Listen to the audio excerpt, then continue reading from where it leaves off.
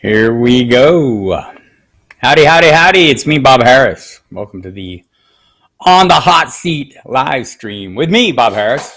FootballDiehards.com. I'm a senior editor there. You should go there. Check it out. It's a website. All kinds of great information available to you as we head into week 10.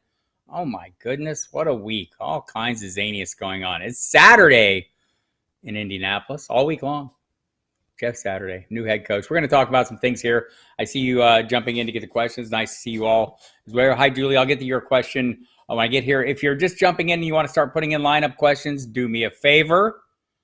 He said kindly. Please use a first name and initial and the team that the player you're interested in is playing. It's only Wednesday. I don't have everything ingrained in my brain just yet. So help me out so I can just move a little faster when we get to that portion of the program. I want to talk about a few things this evening before we get into the questions, so I appreciate your patience on that. And your question, Julie, kind of drives into this, and just to get it out of the way, I might play Jeff Wilson Jr.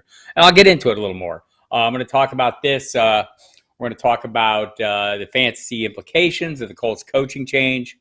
Josh Allen's injury and the running back situations in Pittsburgh and Tampa Bay, where there's talk that Jaylen Warren could move ahead of Najee Harris, or the door is open to that. It's not there. We're not there yet, right? But the door is open to that. And Rachaad White could start cutting more deeply into Leonard Fournette's workload in an offense that's already only scoring 18 points a game. So lots going on, though, this week. So hi, Andrea. Nice to see you. Glad you could make it. We'll kind of slow roll it here and give people a chance to show up, as we like to do. But again, Jeff Saturday hired as the head coach of the Colts. Frank Reich fired on Monday. Apparently, Jim Irsay has been eating at him a little bit. I was surprised it didn't happen, honestly, after week 2. You open the season with the Houston game, the tie, then you lose to Jacksonville. Oh, my gosh. I mean, I thought Mount Irsay would erupt then. You held it together. And look, in the AFC South, you don't have to have a fantastic record to be in the running, but they just couldn't gin up any offense. Matt Ryan was a sitting duck behind this offensive line that was underproducing or not doing the job very well. Hello, Charles. And so they made the switch to Sam Ehlinger, which seemed like a Irsay-driven move, right? Because it seemed like the last guy on board with this was Frank Reich, the last guy on board with the move to Ehlinger. And then last week, if you watched the game, it was just horrible. They could generate no offense. There were times when Frank Reich looked lost, looked like just he was at a loss to understand what he could do, and I don't think there was anything he could do. Offensive line playing poorly. We saw Deion Jackson start for Jonathan Taylor. He wasn't doing a lot because the offense was doing a lot, and I talked about this in the Saturday live stream before. I talked about it throughout the week on the Football Diehards radio program. We'll talk about that too. By the way, if you're here, hit the subscribe button, hit the like button. I appreciate that. Feed the algorithm, make it happy. Because happy is what we all want to be. If you don't like me, you can hit the dislike button too. I'm okay. I've been disliked before. I'll be disliked again.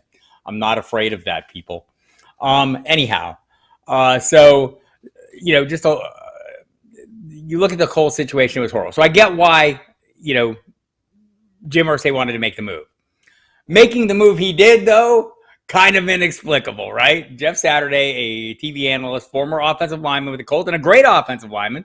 Played with Peyton Manning, played with Andrew Luck, was an all-pro. I mean, seems like a great guy, but he has absolutely no head coaching experience or no coaching experience at the NFL level. I guess he's been head coaching or coaching a high school program, so there's that. We've seen this in the past. Norm Van Brocklin went from being a player to a coach without being a coach first, and he did not have a great deal of success. They do sometimes have a little early success, though, right? I think Norm Van Brocklin did like one season, and then, players, the rah-rah aspect. But he goes into a locker room, probably widely respected. Players probably still remember him as a player. He said the meeting with them went well. He went in and, got everyone enthusiastic and excited. So there's that. Still has Sam Ehlinger as his quarterback. There's that. I don't know that that's really great, right? And so, but Jim Irsay made it clear, wanted to be this guy.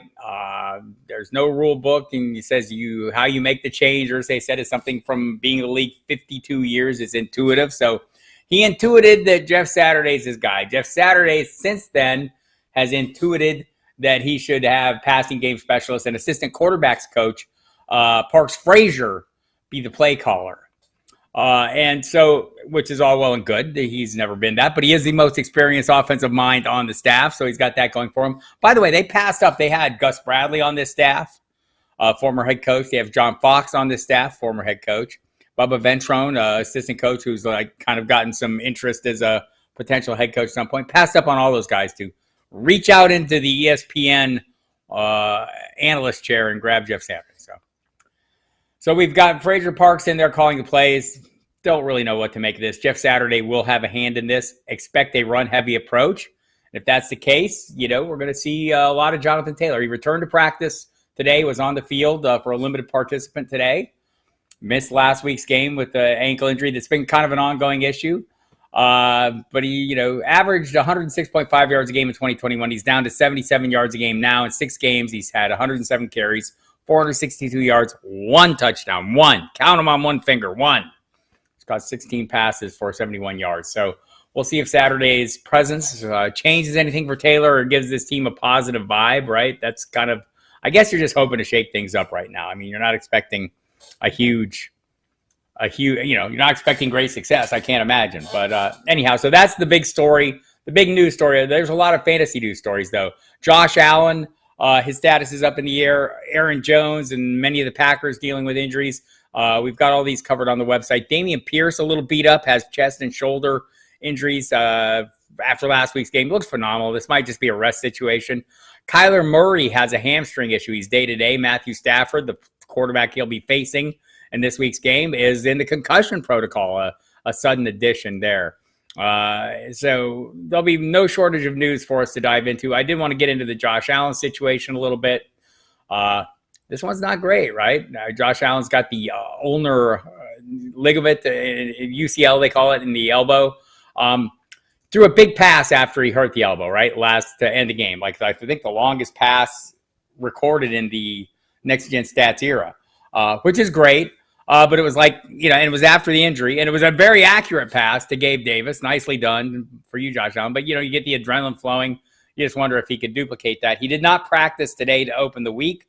Case Keenum, revenge game, Minnesota Vikings. So we got the Stephon Diggs, Case Keenum combined revenge game possibly coming. And so we'll see what's up with Allen in coming days. My guess is he won't play this week, and we won't see him. We will see Case Keenum.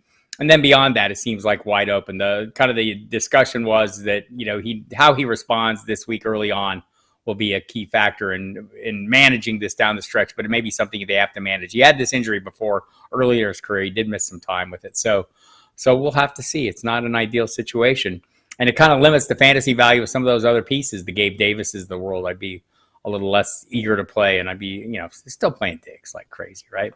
But the topic I wanted to touch on, because I think it's interesting, we have 2 running back situations where running backs we invested significant draft capital in are maybe falling a little short to the point where changes are being considered. And I'll start with Pittsburgh, where Najee Harris has struggled. Look, this whole offense has struggled, right? They're looking for answers. They're 2-6 to open the season, and it's possible Jaylen Warren could move ahead of Najee Harris. Mike Tomlin was asked directly on Tuesday if he would consider moving Warren to a featured role in the offense.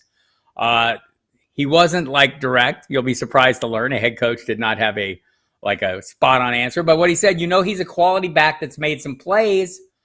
We'll keep giving him an opportunity to become a featured or to handle a featured role. And maybe he'll write that script. The question was, could Warren become a feature back, right? So Harris has struggled. He's got 361 yards, 1 touchdown on 108 carries through 8 games, averaging 45.1 rushing yards per game, 3.3 yards per carry. That's the fewest yards per carry among 41 players with 70-plus carries this year. Meanwhile, Warren has been more of a third down player, but he's averaging 5.3 yards per carry on 29 attempts.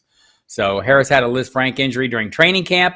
Maybe that's still an ongoing issue. They are not saying that the injury is still a problem, but the offensive line is a problem. A poor offense is a problem. Offensive line hasn't helped either running back, but Warren has shown the ability to break tackles and make some bigger plays with his reps. And so given the situation the team is in, this is going to get interesting, and it's going to make some really difficult decisions for those of us invested in Harris, who we've been playing for the volume, right? Hell, we drafted him for the volume. But now we're not getting any return on that volume, and the volume hasn't been as great as we expected. So this is one to watch. If you're sitting there, I was trying to think today, who is the range of running backs I would play ahead of Najee Harris right now? If you go to the website, footballdiehards.com right now, Emil Cadlick's second opinion cheat sheet is up. It's actually the first opinion. We put it up early. But I was just looking at some of the backs I'd probably play ahead of him. And I mean, Deontay Foreman, sure. Jamal Williams, sure, probably would. Cordell Patterson, for sure. Tony Pollard, yes, I would. David Montgomery, yes, I would. James Conner, I would play him ahead of Najee Harris right now. Raheem Mostert or Jeff Wilson, I probably would.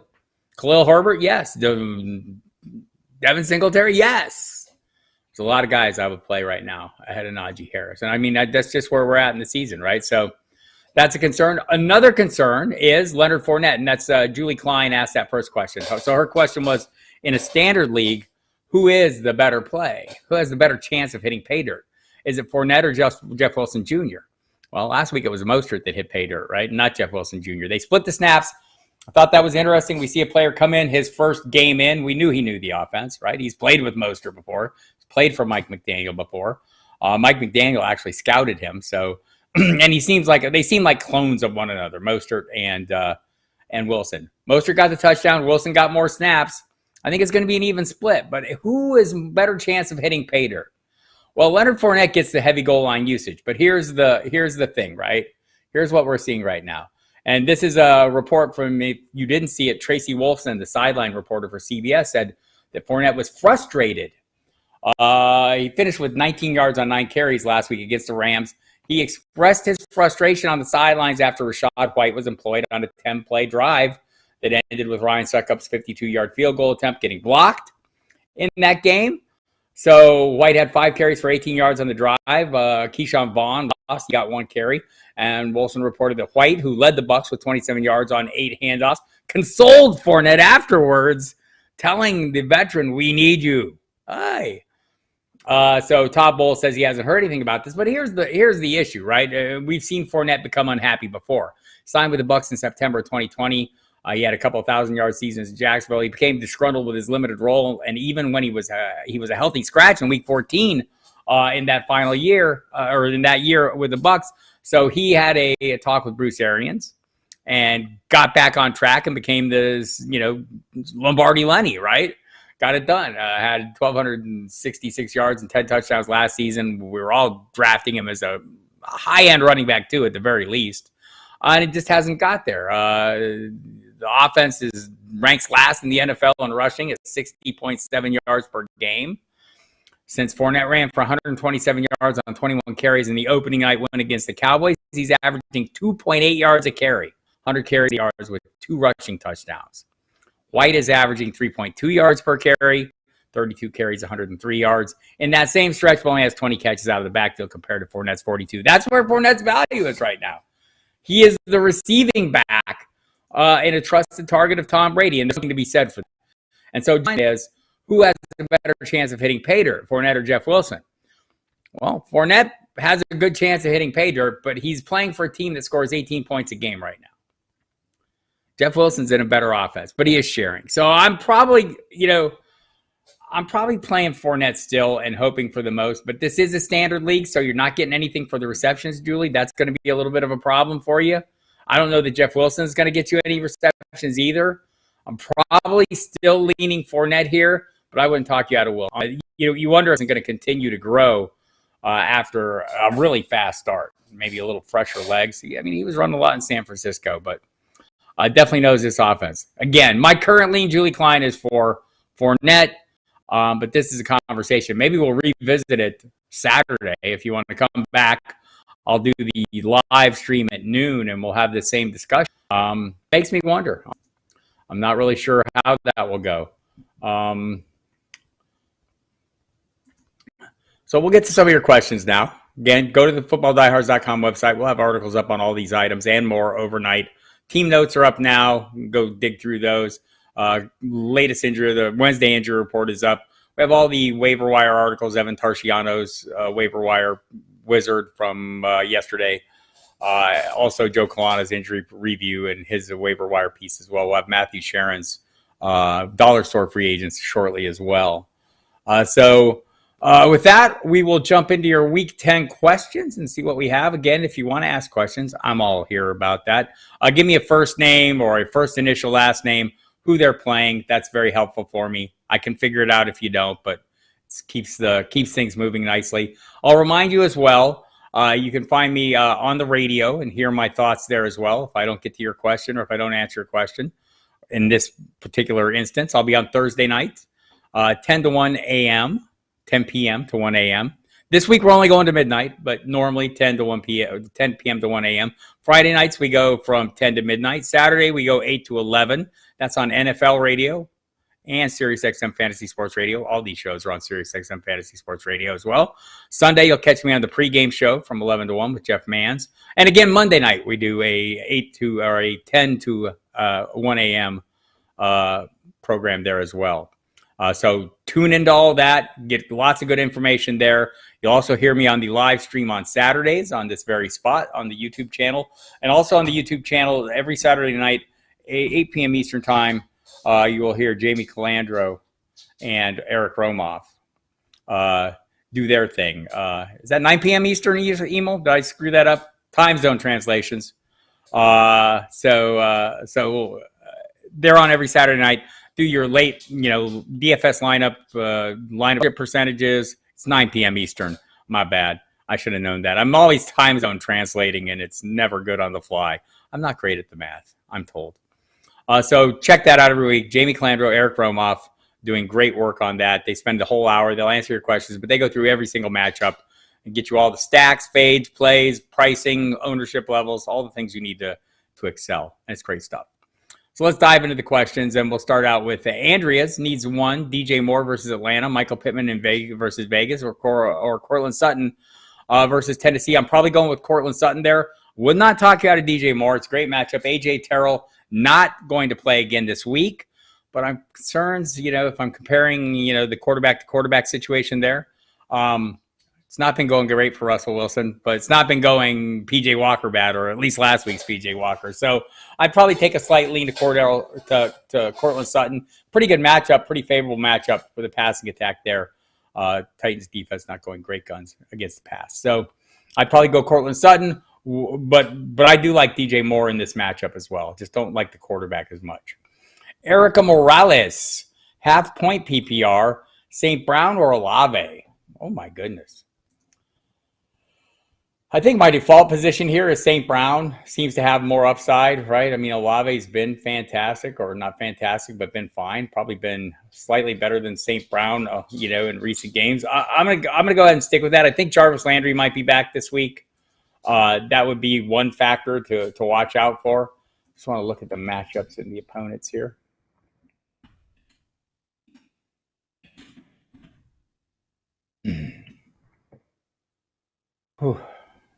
Yeah, Olave's season totals are a little better, but obviously Amon-Ra St. Brown's missed some time. I'm going to stick with St. Brown here, Erica, and go with that. Half-point PPR, it's kind of similar for both of them, right? And that it's a relative thing, not being PPR.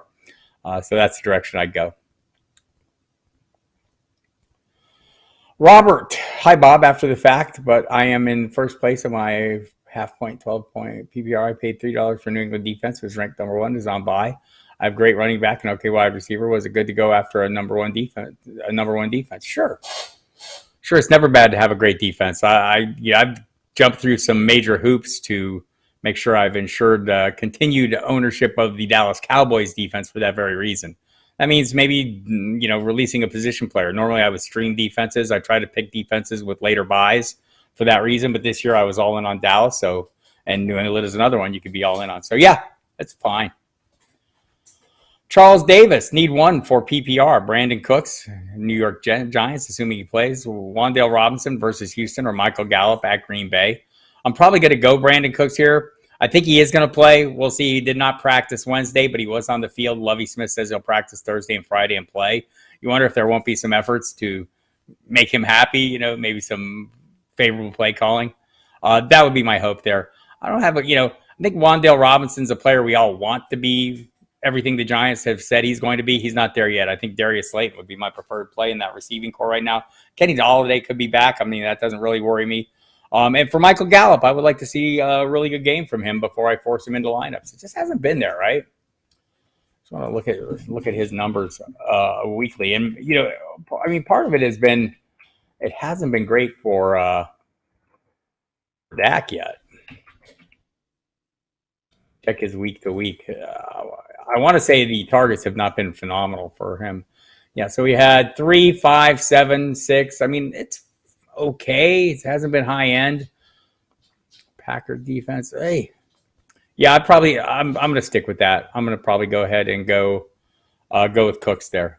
I know it hasn't been great for him either, and that offense isn't great. I'm just kind of playing a little bit of a hunch. If you don't share in that hunch, Gallup will be my next man up. If Allen doesn't play, would you pick up Mariota versus Carolina, Goff versus Chicago, or Russ Wilson versus Tennessee, Carr versus Indy? I'm fine playing Russ. I would be fine playing Goff against Chicago. I have picked up Mariota against Carolina. Turns out they aren't good at defending the run. That's the thing. Falcons are going to be run heavy. We just saw Joe Mixon run all over the Carolina defense, literally. 4 rushing touchdowns and a receiving touchdown. It's a big day. Hope you had him in your DFS lineups. So I wouldn't be against that because Mariota has that rushing equity as well. Probably my gut says Goff right here. But it wouldn't talk you out of Russ either. Scott Kobe, hello, Scott. Would you insert Case Keenum into your lineups or start Derek Carr or Russ Wilson if you had Josh Allen and he doesn't play? Yeah, I don't know what to expect for Case Keenum in this offense. I might go with the things I know a little better. But I mean, the things we know about Carr, it hasn't been super high. And just in general, quarterback scoring has been down a little bit this year. It's been hard to hit that 20-point mark.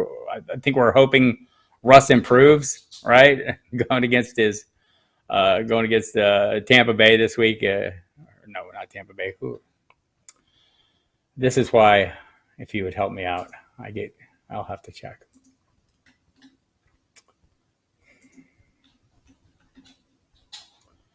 Seattle. Oh, it is Tampa Bay. Seattle against Tampa Bay in Germany. Yeah. Not that appealing with that. So it would probably be Carr for me. I don't know if I need to force Derek Carr into lineups, Scott. I mean, might catch lightning in a bottle. Derek thought Wilson scored receiving touchdown. Did Wilson score a receiving touchdown? I have to look. I know Mostert got the rushing touchdown. I know Wilson caught some passes. Let me double check.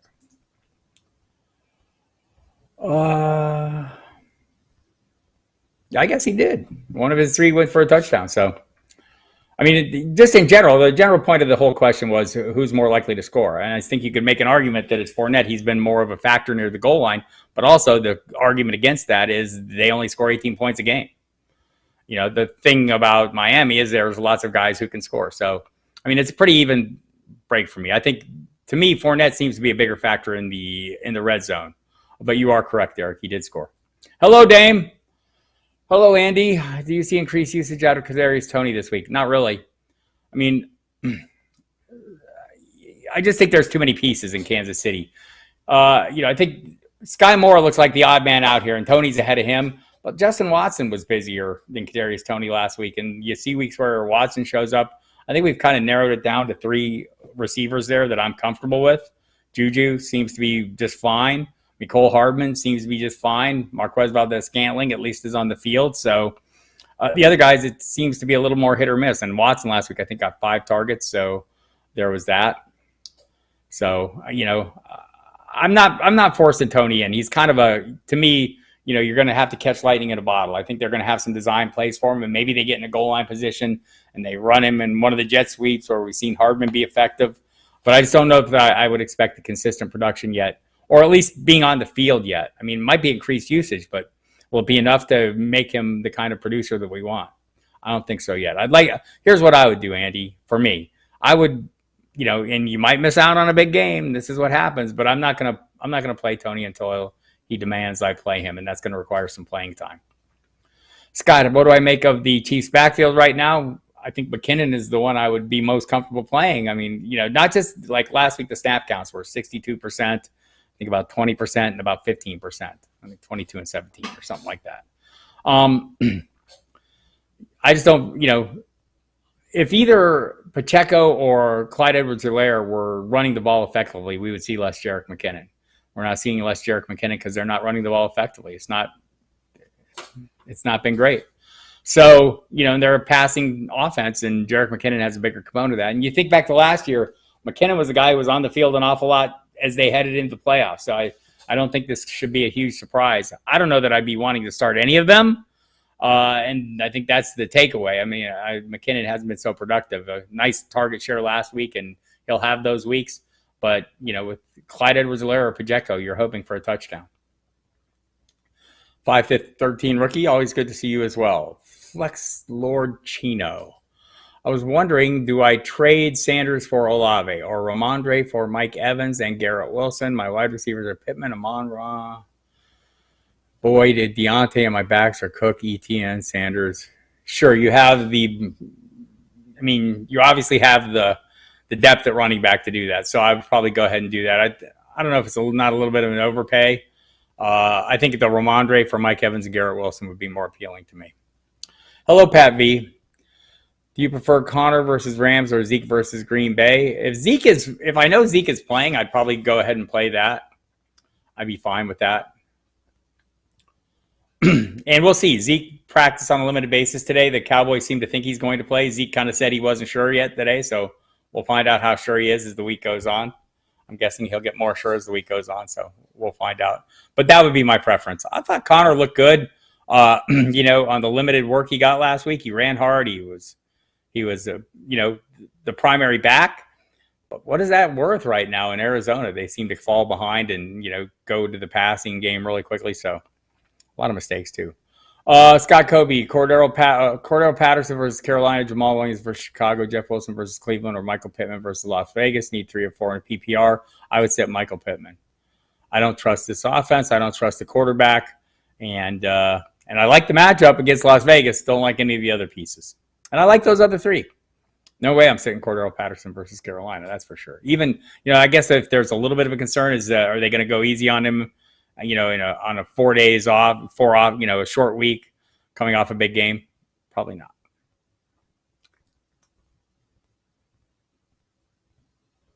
Stafford concussion protocol, Allen elbow injury. Just talk about it for us, brother. I did. I hope you caught it all. Not eager. So talked a little bit about this with more about this with Allen. The pieces I would not, like you're a place Stephon Diggs no matter what. But I think if there is no Allen, who else am I eager to play? I'm probably looking for other options, not named Gabe Davis or Isaiah McKenzie, or I'm probably playing Devin Singletary though. And also on the other side, I'm still playing Cooper Kupp. If it's John Wolford, I'm still playing Cooper Kupp. But maybe if you're thinking, wow, Allen Robinson could use a different quarterback, maybe you try and catch that lightning in a bottle. I don't think that's a safe bet though. So I'm probably avoiding those players. Jimmy. Graham F. Hi, Bob. Would you flex Mostert versus Browns or Swift versus Bears? I know Swift is more limited, but concerned about a timeshare in Miami. Well, there's a timeshare in Detroit too. And so I'm not playing Swift until I really think he's healthy, right? I mean, he was really a limited workload this past week, and maybe they ramp it up. Even if they ramp it up a little bit, it's not a much. I'm still playing Mostert. I'm fine playing him, but it's a timeshare there as well. But they're both timeshares. Pretty good offense for Miami though. So I probably do that.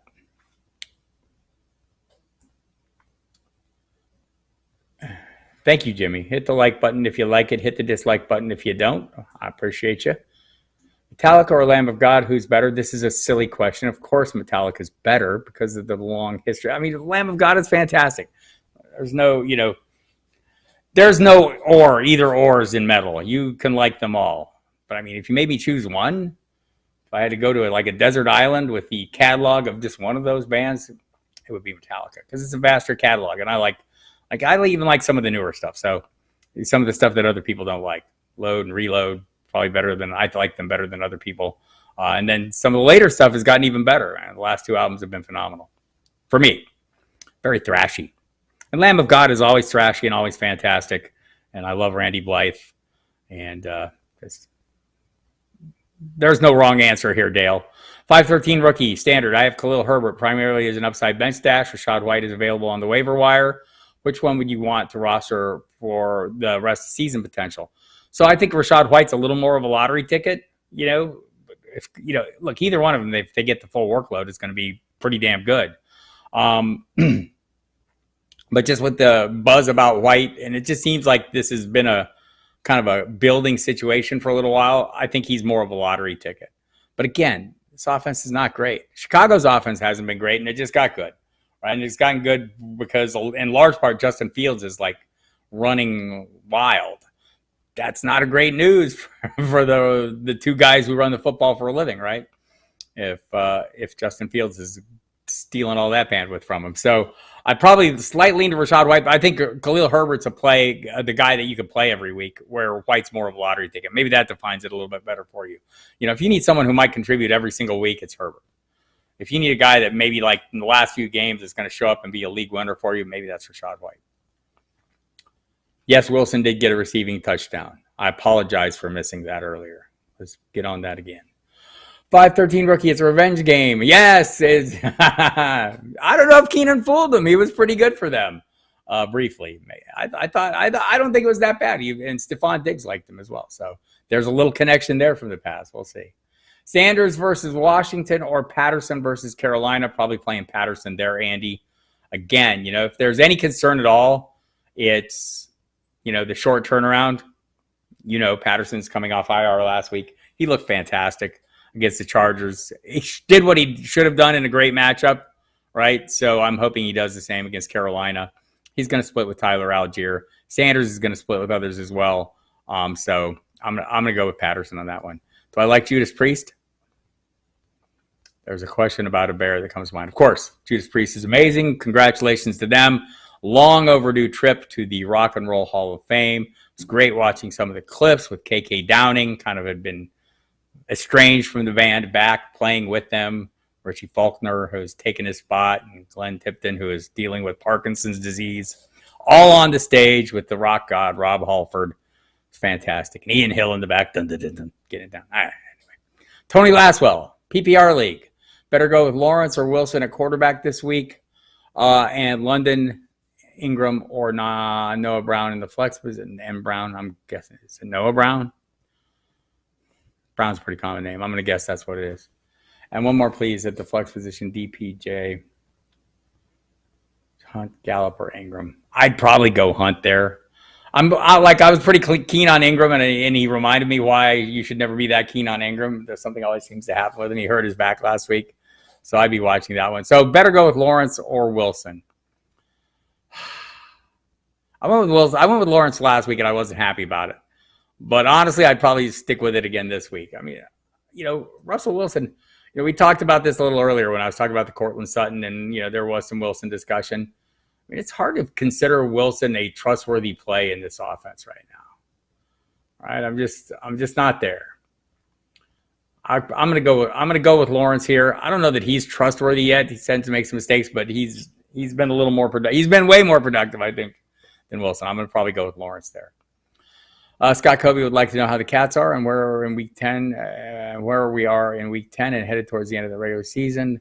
What is the one regret you have in drafting this season and make a change for next season? So this is something we should all be doing, is sitting here and reviewing as we're setting lineups and looking at the players that we invested heavily in and the expectations. I think the lesson I'm taking right now is the volatility this year is off the charts. Scoring is down, volatility's up. This is not a good recipe for fantasy success. But I'm going to be a little more open, I think, to players. So we draft a lot. Scott does too. I do too. Doing best balls. If you're out there drafting a lot, diversify more. That's lesson number one. I get caught on players I like. I love their prices. I love where I'm landing them, and I think it's a great deal, and it is. But it doesn't have to be a great deal on every team, because if that thing comes up short, watch it. And in the single kind of situations, I'm going to be mindful of having a great tight end is a good thing.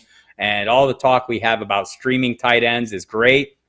You're generally not the only one in your league trying to stream. So, that's going to be a little bit of an issue. And it turns out not all these tight ends you're trying to stream are really great every week. So I'm going to probably, and honestly, this year I came up, I go for Mark Andrews a lot. Went for Travis Kelce a little bit, but big on Mark Andrews. And I think he's been phenomenal, but has obviously been beat up. Darren Waller didn't pan out. George Kittle's panning out. But I mean, even beyond that, a lot of shares of Zach Ertz and Dallas Goedert. I think those guys are delivering to the degree that I feel comfortable playing them. And after that, you feel like you're taking your chances a little bit. So yeah, it's going to be investing in tight end. It's going to be maybe waiting a little longer on quarterbacks, or not being as. I've kind of been willing to push it on quarterbacks, Scott. Like, how I've talked about this before. You kind of get to a spot in the draft where you don't like anybody or you don't love everybody. Yeah, I don't like this guy. I don't like that guy. I could draft a quarterback here, whether it's the 4th round, the 6th round, the 8th round, whatever. I'm going to probably wait a little longer on quarterbacks this coming year. Again, somewhere JJ Zacharias is smiling. What comes around goes around. The Cats are fantastic. Pat B needs to drop 1 to free up a roster spot. James Robinson, Cortland Sutton, also have Connor and Zeke. I mean, what do you want? What are you trying to add to your roster, Pat B? That's a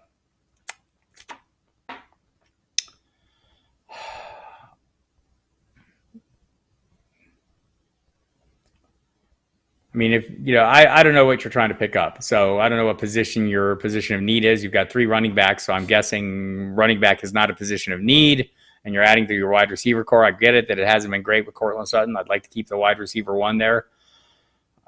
It would probably be right now. It'd probably be Connor, and I'd hate to do that. How do I feel Buffalo will change their game plan if Keenum has to step in? I think they'll dial it back. I think they'll go a little run heavier. I mean, it's not like Case Keenum can't pass. He has passed many, many times. He's been in this offense all throughout training camp, so he has a good feel for it. But he's not Josh Allen, and he'll not run as much. So I'm guessing that makes Devin Singletary a little better play. Maybe the other backs there as well. Maybe we'll see more Nyheim Hines this week. But I do think you'll see it dialed back a little bit. They'll pull their horns in a little bit and kind of tighten it up. And you won't see as much freelancing from the position, hopefully, because I don't think the outcomes will be as great. Just to dial back in general. I have Lamb. Robert says, I have Lamb, Ayuk, and Pittman at wide receiver, and Rondale Moore in the flex. I have Hollins, Khalil Herbert, and Evans on the bench. If you don't like Pittman, who else would you play? I play Khalil Herbert over Pittman. Hello, Mr. Scampers. Early hunches needed. 2 versus early hunches. Okay. I give Mr. Scamper my hunches because Mr. Scampers knows his hunches are better than mine. As you all should know, I am not afraid to give my hunches. I give them all the time. I encourage you to play your hunches if you have them. Najee versus New Orleans, or Christian Kirk versus KC. Jeff Wilson versus Cleveland, Singletary versus Minnesota.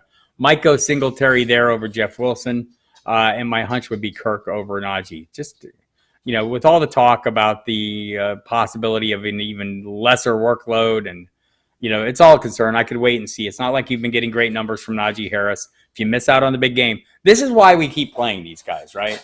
This is why we keep playing underperforming players, because we're going to miss that big game. We know it's coming. And Najee's going to have one. Okay, we get it. And I would like to play him when he has that great game, but not at the expense of not playing guys who I think are going to have reasonably good games. So, we have to get past the FOMO, the fear of missing out, because it might not be until week 16, right? I mean, then what are we going to do? It's very difficult. Yeah, that's a really great point. I hope that helps, Scampers. Robert makes a great point. Drafting next year, go young. Rookies, like rookie wide receivers, can get the job done. I tend to shy away from the rookie receivers and focus on the rookie running backs. But I think you're right.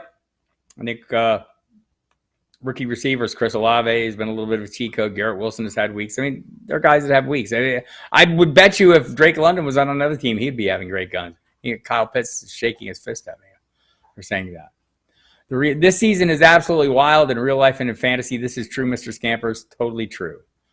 By the way, Bob, I'm currently in first place in my league and greatly appreciate your advice. I've learned a lot about evaluating who to start and why each week. That's the goal here. I thank you for saying that, Pat. Like I'm sitting here and I'm telling you people what to do, right? Like you people know fantasy football. You play fantasy football. You're immersed in the fantasy football. You're here listening to me talk about it. What I'm trying to do is just tell you, share thought processes. Not, give you an answer. Like, I know y'all want an answer, and I'll give you that answer. but more, and I'm, don't want to make it bigger than it is, but, you teach a man to fish and he eats all his life. Just try to share some of the insights or at least some of the approaches that I've used after 30 plus years of playing.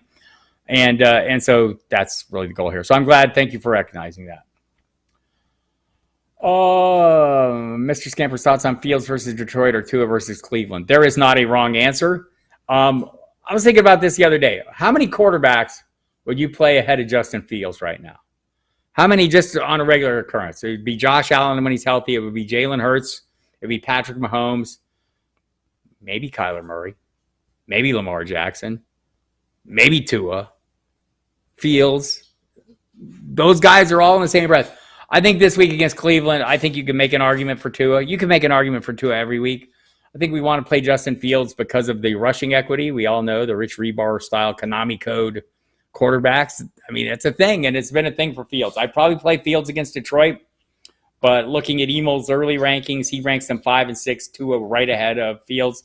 I don't think there is a wrong answer, Scampers. My hunch is Fields. I'm fine with you playing Tua if you like. Turns out this Tyreek Hill guy is good no matter where he plays and who he plays with, especially when he's playing with the most accurate quarterback ever. He will let you know that. One who throws the deep ball now, and that quarterback will let you know that. Interesting stuff. As a Lions fan, Robert says, Fields scares me. Can't seem to stop any running quarterback. This is very true. That's why my lean. I just feel like, he's not going to have record-setting running every week, right? And last week was pert near an all-time record for rushing for a quarterback. But he's going to have a lot. It's been I think at least 70 yards going back to that Washington game or the game after that. Scott is 5-4 in a league, and I'm betting you it's a high-stakes league. And he would like to package Cordero Patterson and Jeff Wilson for a wide receiver. And what receiver do you think you can get back in return? You know that I am going to have a hard time with this. Derrick Henry and Jamal Williams are in fine shape, obviously. I would want a wide receiver one, right? I mean, and so, you know how this goes, how to do this. You go out and you look at everyone's roster and who has great needs at running backs, that has a great wide receiver and depth at the position, and do it. I mean, if you want to know the level of player I'd expect back, I guess it would be, I would want someone, maybe you could get Jamar Chase and, easily, maybe for one of those players, but I don't know, A.J. Brown, Justin Jefferson, Devontae Adams. I think somewhere in that range. I mean, I don't think you're going to get Cooper Kupp. I don't think you're going to get Stephon Diggs. I don't think you're going to get Tyreek Hill. I think after that, maybe you have a chance. Maybe Jalen Waddle. I think somewhere in that range. I mean, I'd ask for an awful lot with Cordero Patterson, who could easily be a running back one every damn week. I need to get Zeke out of my IR spot. I should have said. Okay. Jimmy Williams, full point PPR, running back 2, Pollard versus Green Bay or Jeff Wilson versus LA Chargers. Yes, I would start either or both of them over Rondale Moore for sure. I mean, if there's no Zeke, I'd be really tempted to play Pollard. One thing you might have missed out if you didn't miss out. If you'll hear the repeat of this, but the Skip Pete, the running backs coach for Dallas, talked about guy I played against in high school. Skip Pete was a great quarterback in high school.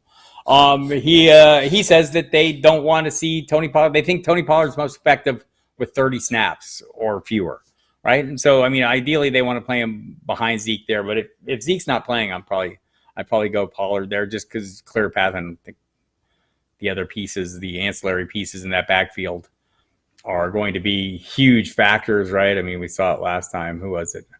Is it Malik Davis? Yeah, Malik Davis in the mix a little bit. But I'd do that. But, I'm not afraid to play Wilson either here. I mean, I think these are both good plays. The Chargers are a great matchup, have been all season long for running backs. So I'd be fine playing Wilson here as well. Slightly, for me right now, assuming Zeke's back, slightly into Jeff Wilson. Robert Taylor, hello. Got QB problems this week. Need to pick either Russell Wilson or Tennessee or Trevor Lawrence. I'm probably going Trevor Lawrence. Again, it just hasn't been a great offensive production for Russell Wilson. I don't know, again, this may be a situation where I'd like to see them come up a little bigger before I play them. I've seen Trevor Lawrence come up big. Been a little while, but I've seen it. I know it's in him, and he's got some good weapons. Thank you, Scampers. Najee Harris is a guy that I throw into question because I feel like, yeah, it's hard to understand. It's hard, it's hard to get past these guys, right? It's hard to get past our investment, and that's the big thing. We're playing that sunk cost because it's sunk. Where there's nothing, we can't get that first round pick back. And I want to talk a little bit about, the first round picks, right? First round picks fail all the time. You got to deal with it. You wonder, I wish I hadn't picked him in the first round. You got to pick guys where they're going, right? You're sitting there. Why didn't I pick, let's say, somebody who's risen up the ranks unexpectedly, like Kenneth Walker. Kenneth Walker should have been my first round pick. No, he was your 7th round pick or your 8th round or 9th round pick for a reason, right? And that's where you try to make hay, is getting these value plays. Your first round picks you're drafting because that's the only place you're getting them, right? And you're hoping they come through. This year, a lot of them have not. It's been tough, man.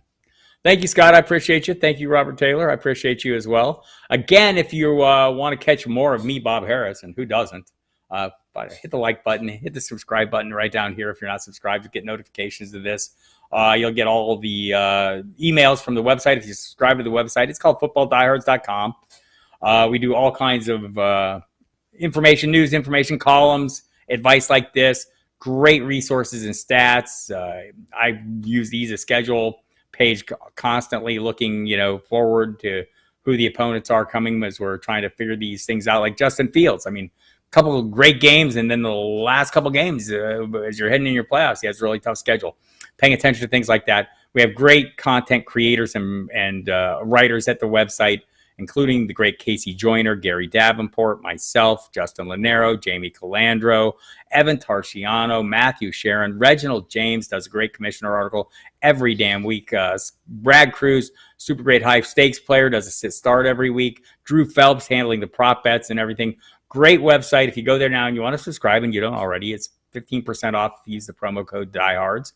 And we appreciate your patronage there if you do it. All these videos. I will be back Saturday at noon for my regular live stream, more questions and all kinds of shenanigans, such like as that.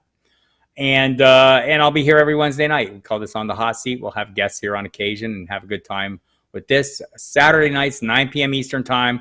You'll hear Jamie Calandro, or you'll see them as well. Jamie Calandro and Eric Romoff, both very handsome men, and with great voices. Talking about DFS, ownership percentages, their favorite plays. They'll go through game by game, hit all the matchups that you need to know and things that you can take advantage of. So, again, no shortage of information. You can catch me on SiriusXM Fantasy Sports Radio Monday, Thursday, Friday, Saturday, Sunday. Monday nights, it's 10 to 1 a.m., 10 p.m. to 1 a.m. Eastern Time. Thursday nights, 10 p.m. to 1 a.m. Eastern Time. Friday nights, 10 p.m. to midnight. Saturdays, we're on both NFL radio and on SiriusXM Fantasy Sports Radio. It's a simulcast, people. It's so good they got to play it on 2 stations. That's 8 to 11 p.m. Eastern Time. We have a great time on that show. Great expert guests, and Jamie Calandro comes on, talks a little DFS on that Saturday show. Great guests as well on the Friday show.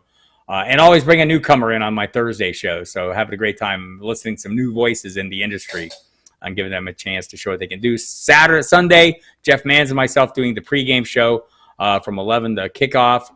Have a really good time with that. Give you all the pertinent information you need right at kickoff. We do that on the website as well. So I will be there. So 513 Rookie says, I used up all my 9 lives last week because I won with Mixon on my bench. Oh my gosh. Clearly my hunches can't be trusted. It's funny. So I was setting a DFS tournament lineup. If you read my DFS 3 and out column where I'd like to pick some tournament plays, kind of dart toss plays and whatnot, I had Justin Fields in that column. I played Justin Fields. I paired him up with Cole Kmet. I had flex play left. You kind of look for that guy that has the right price and everything. And it was Mixon. And I said, no, I'm going to go away from Mixon. I went away from Mixon. Don't know how much I might have won. Less than I did win. But with tournament lineups, they're like lottery tickets. If I break even, not losing is winning. Mr. Scampers, you're the best. I always appreciate your visit. So, non-PPR, DJ Moore, Olave. I'm probably going slight lean to DJ Moore and hope that PJ Walker can hit with a big pass. The one and done draft and confidence picks were awesome to listen on the radio. Yeah, I love the one and done draft. That's on Friday nights. Bring in a caller and another host from the network and one pick. You use a one and done draft. You can use a player one time all year, and it gets a little tricky as we head down the second half of the season. So, all right, everybody. If you have a few more questions, I've got a few more minutes. If you don't, I'll get back to work, man. I got a place. It's called footballdiehards.com. We do a lot of things there. It's fantastic. Check it out. I insist. Hit me up. All right.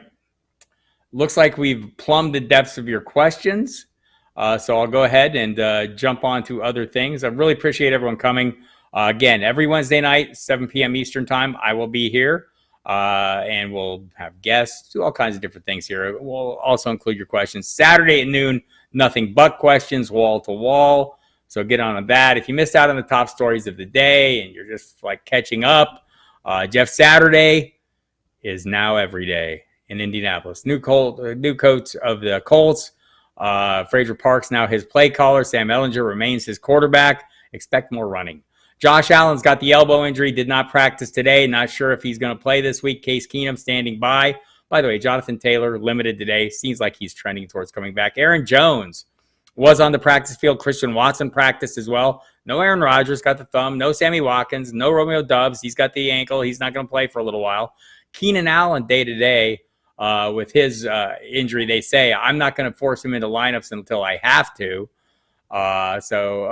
Tony Laswell. Noah Brown, Ingram, or London. Probably playing London in that one. Don't feel great about it. Do I want to say Noah Brown's a little beat up this week? I think I want to say Noah Brown's a little beat up this week. Hold on, let me just double check that. Noah Brown, limited participant with a foot injury.